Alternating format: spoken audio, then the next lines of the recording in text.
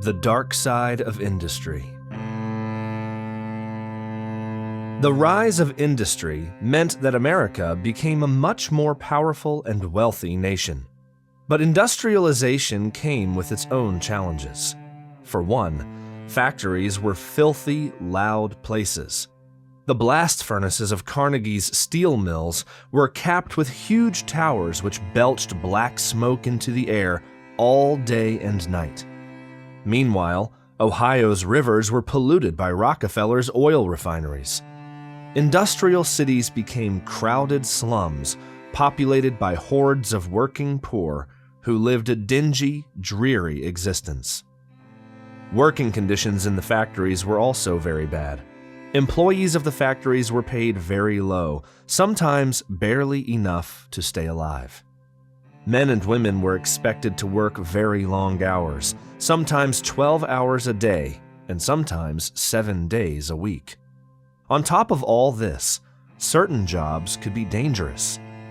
Let's take a look inside the Carnegie-owned steel mill at Homestead, Pennsylvania, through the eyes of Hamlin Garland, a local reporter who visited the mill in 1894 to report on the conditions there.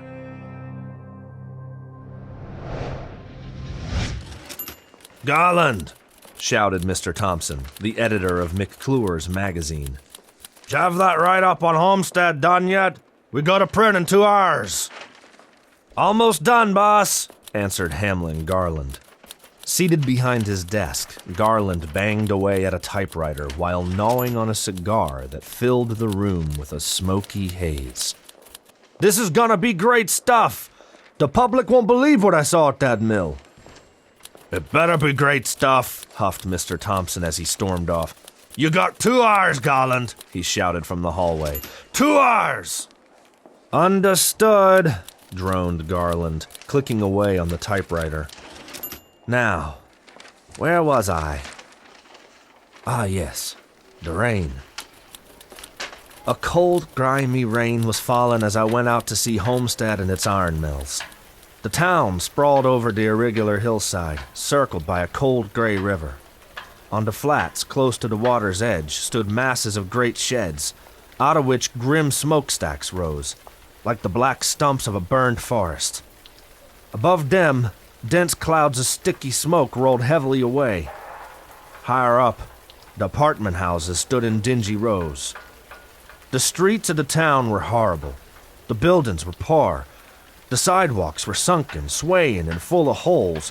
Everywhere, the yellow mud of the street lay pounded into a sticky mass, through which groups of pale, lean men slouched along in faded garments, grimy with the soot and grease of the mills. The town was as squalid and unlovely as could be imagined. The Carnegie Mill stood down near the river, and there I made my way through the sticky yellow mud and the gray fallen rain. I entered one of the hulking structures where the furnaces were manned. Everywhere in this enormous building were pits like the mouth of hell, fierce ovens giving off a glare of heat, and burning wood and iron giving off horrible stenches of gases. Thunder upon thunder, clang upon clang, glare upon glare. Torches flamed far up in the dark spaces above.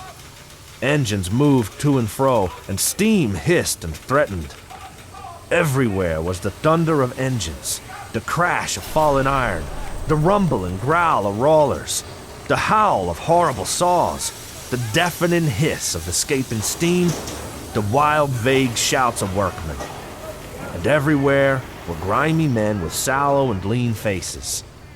The work was coarse and inhuman. I moved toward the mouths of the pits, where a group of men worked with long shovels and bars in their hands. They glowed with orange light, which rose out of the pits. The pits looked like wells of white-hot metal. "That looks like hard work," I called to one of them. "Hard?" he grunted. "You bet it's hard. I lost 40 pounds the first 3 months I worked here. It sweats the life out of a man. I often drink 2 buckets of water during 12 hours. The sweat drips through my sleeves and runs down my legs and fills my shoes. But that isn't the worst of it. It's a dog's life. I work 12 hours and sleep and eat out 10 more. You can see a man don't have much time for anything else. You can't see your friends or do anything but work. And how long do you work? I asked another young man who stood at the furnace near me. 12 hours, he replied. I go on at 6 and get off at 6. For how much pay? $1.40 a day.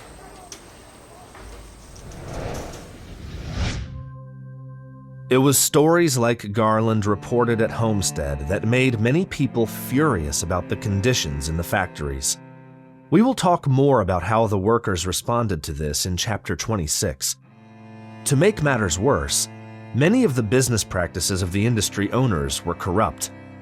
Men like Carnegie, Rockefeller, and others were known as robber barons because they often used their wealth and influence to obtain special advantages. They were rich enough that they could even bribe congressmen to make laws giving their companies privileges. And sometimes they were downright criminal. Railroad owner Jay Gould once crossed into Canada and forcibly kidnapped an investor who had tricked him out of some money. Though Gould returned the investor, the kidnapping caused an embarrassing international incident between the United States and Canada. Industry during the Gilded Age was a mixed blessing for the United States. It certainly made the country richer and more powerful, but it also created appalling living and working conditions for many.